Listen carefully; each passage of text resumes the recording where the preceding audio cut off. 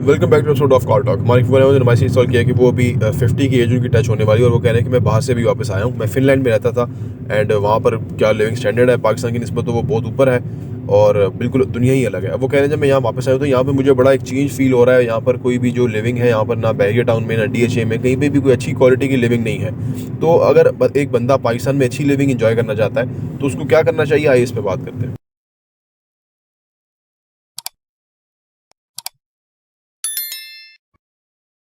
बिस्मिल्लाहिर्रहमानिर्रहीम, अस्सलाम वालेकुम रहमतुल्लाहि व बरकातहू। देखिए जी, फिनलैंड हो, ऑस्ट्रेलिया हो,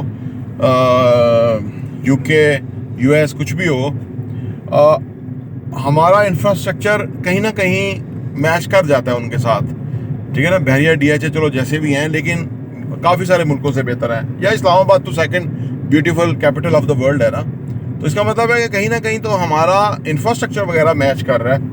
लेकिन जो हमारा मैच नहीं कर रहा ना वो ये है, जैसे आप आए हैं, वो ये है कि हमारी ना यहाँ पे जहालत बहुत है, गुर्बत बहुत है, ठीक है ना, पसमानदगी है, ठीक है, इलिटरेसी बहुत है हमारे यहाँ, ठीक है। सरकारी महकमों के अंदर जो नौकर बैठे हुए हैं वो भी इलिटरेट हैं बुनियादी तौर पे। अगर आप उनका पता करें ना तो वो अक्सर पढ़ के नहीं आए हुए, वो कोई ब्राइब करके आ गए हैं। या अगर आप इन सब के री इंटरव्यू करें ना तो 60-70% लोग जो है वो बेरोजगार हो जाएंगे, ठीक है। उनको कहें कि आप अपने आप को क्वालिफाई करें तो फिर ये बहुत बड़ा काम है जो करने वाला है। अच्छा, फिर यही चीज़ सड़क पे आती है, यही चीज़ लोगों में सोशल गैदरिंग में नज़र आती है, ठीक है। गंदगी सफाई हमें पसंद नहीं है, हमें एक्सपोजर ही नहीं है कि हम अपनी चीज़ों को ख़राब कर रहे हैं, ठीक है। यही चीज़ फिर मीडिया में आती है। मीडिया में जो जितना बड़ा झूठा है, फ्रॉडिया है, उतना बड़ा वो बड़ा एंकर है जी। वही चीज़ फिर हर लेवल पे आती है। या ये मसला यहाँ पे आके फिर ना हम मिसफिट हो जाते हैं। हम खुद अपने आप को मिसफिट समझते हैं इस माशरे में। आप तो चलो बाहर से रह के आए हैं ना, हम रहते हुए अपने आप को मिसफिट समझते हैं, क्योंकि जब आप इन चीज़ों से आपका वास्ता पड़ जाए तो आप बड़े मायूस हो जाते हैं कि यार ये जो है ना कि ऐसी दुनिया है जहां हम रह रहे हैं, ठीक है। इस वजह से हमारा ना मसला हो जाता है। तो आप जो समझ रहे हैं ना वो चीज़ ये नहीं है, वो चीज़ ये मुख्तलिफ है, उसको मुख्तलिफ अंदाज से अगर आप देखें। अब आप सवाल ये पैदा होता है कि ऐसी माशरे में मैं कैसे रहता हूँ। मैं आपको बता देता हूँ, 4-5 घंटे मैं मुतालिया करता हूँ, मैं 4-5-6-8 घंटे अपने दफ्तर को देता हूँ टाइम, ठीक है। और इधर अदरवाइज वीडियो वगैरह हम बनाते रहते हैं। तो हमने ना बड़ी बाई चॉइस अपने माहौल को ना चेंज कर लिया है, ठीक है। लेकिन इसके बावजूद लोगों से हमारा इंटरेक्शन होता है, ठीक है ना।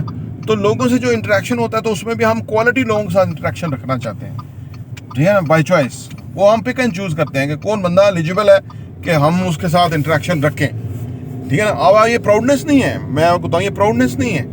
ये बेसिकली ना अपनी ज़िंदगी को कंफर्टेबल और कंट्रोल में रखने की एक स्ट्रेटजी है, ठीक है ना। क्योंकि अगर आप ऐसे लोगों के साथ इन्वॉल्व हो जाएंगे कि जो कल को आपके साथ बड़े मसाइल हो जाएंगे, प्रॉब्लम हो जाएंगी, ठीक है ना। वो उनके अनाएँ बड़ी होती हैं, उनके लिए लालच बड़े होते हैं उनके, ठीक है। उनकी जो आप समझ ले जो दिखावा है उनका, ग्रुप है उनका, वो ये सारी चीज़ें आपको बड़ी तंग करती हैं। तो इसलिए कोशिश हम करते हैं कि मिनिमम लोगों से इंटरेक्शन रखें। और साथ ही साथ हम जो असल काम कर रहे हैं वो ये कर रहे हैं कि पाकिस्तान में चेंज भी लेकर आए।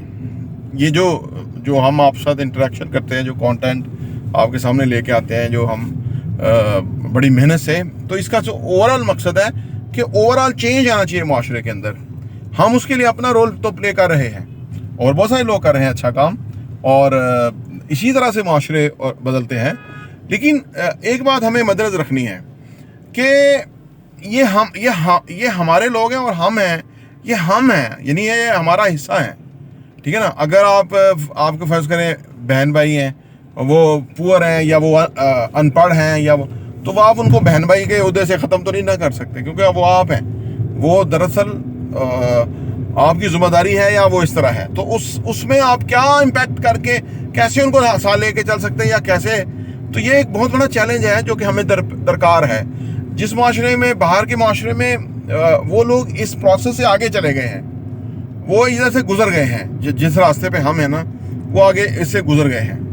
اور آخری میں فائنل بات کر کے بات ختم کرتا ہوں, جو اصل بات ہے, باقی تو ساری باتیں ایسے ہی ہیں, بس ادھر ادھر کی مارنا ہے.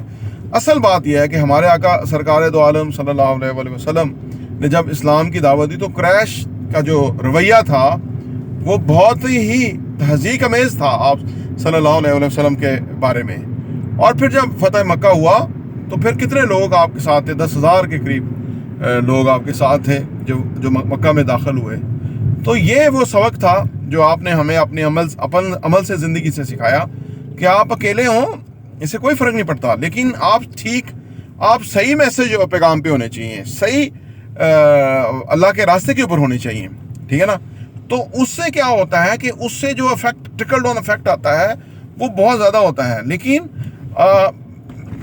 جو صحبتیں, مصیبتیں, تکلیفیں آپ سرکار دو عالم صلی اللہ علیہ وسلم نے برداشت کی, وہ تو ہم تو کہاں وہ, تو لہٰذا اس کا مطلب ہماری ذمہ داری بہت بڑی ہے کہ ہم اب جو معاشرے میں چینج لانے کے لیے اپنے آپ کو سامنے پیش کریں, اپنے آپ کو نمونہ بنائیں فرسٹ, کہ یار ہم جو ہے نا, تاکہ وہ معاشرے میں کوئی چیز تو ہے نا.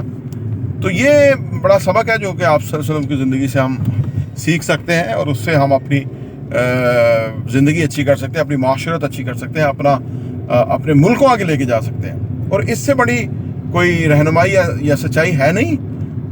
دراصل یہ تو ہم پتہ نہیں, اللہ کو ہم پہ رحم آیا تو نبی پاک صلی اللہ علیہ وسلم کی امت کے طور پہ ہمیں پیدا کیا. باقی جو ہماری نبی پاک صلی اللہ علیہ وسلم کی جو امت ہے, جو ہم دیکھتے ہیں وہ کس بگاڑ اور پریشانی کا اور مسئلے کا شکار ہے, جب ان کو روشنی نظر آ گئی, جب ان کو ریئلائزیشن ہو گئی, وہ چینج ہو جائیں گے, معاشرہ بدل جائے گا انشاءاللہ تعالیٰ. کیونکہ ہمارے پاس یہ جو راستہ ہے وہ بڑا اسٹرانگ ہے. اور قوموں کے پاس وہ راستے کوئی نہیں تھے, انہوں نے خود راستے بنائے ہیں, جوڑے ہیں ادھر ادھر سے پکڑ کے. حضرت عمر رضی اللہ تعالیٰ عنہ کو حکومت کو دیکھ کے انہوں نے عمر لا کے طور پہ لوگوں کی جو فلاح کے لیے منصوبے بنائے ہیں یورپ نے, ترقی یافتہ دنیا نے, وہ ہمارے ہاں رائج تھے. انفارچونیٹلی وہ ہم اس ڈائریکشن سے ہٹ گئے, اس راستے سے ہم ہٹ گئے, تو ان چوروں, گنڈوں, ڈاکوؤں, بدماشوں نے ہمارے اوپر جو قبضے کر لیے, اس وجہ سے ہم آج اس پریشانی اور دکھ کے اندر مبتلا ہے کہ ناانصافی کا دورہ ہے. مسلمان ہو, ناانصاف ہو, جن کے آقا سرکار صلی اللہ علیہ وسلم فرمایا تھا کہ میری بیٹی فاطمہ بھی اگر چوری کرتے میں اس کے ہاتھ کاٹ دوں. تو جہاں پہ ہے ہی نہیں درگزر چور کے ساتھ, گنڈے, ڈاکو, بدماش کے ساتھ, اور ہمارے ہاں چوروں, گنڈوں, ڈاکوؤں, بدماشوں کو جو ہے وہ آزادی دی جاتی ہے. تو یہ عذاب آنے کا ماحول ہے, لیکن نبی پاک صلی اللہ علیہ وسلم نے بڑی دعائیں مانگی تھی کہ میری امت پہ عذاب نہ آئے, شاید اس وجہ سے ہم بچے ہوئے ہیں. تو بہرحال یہ بہت بڑا چیلنج ہے, اس چیلنج سے انشاءاللہ تعالی ہم بڑی ہمت سے, ذمہ داری سے آگے نکلیں گے. ٹاپ ٹو انڈیا دیکھنے کا بہت بہت شکریہ.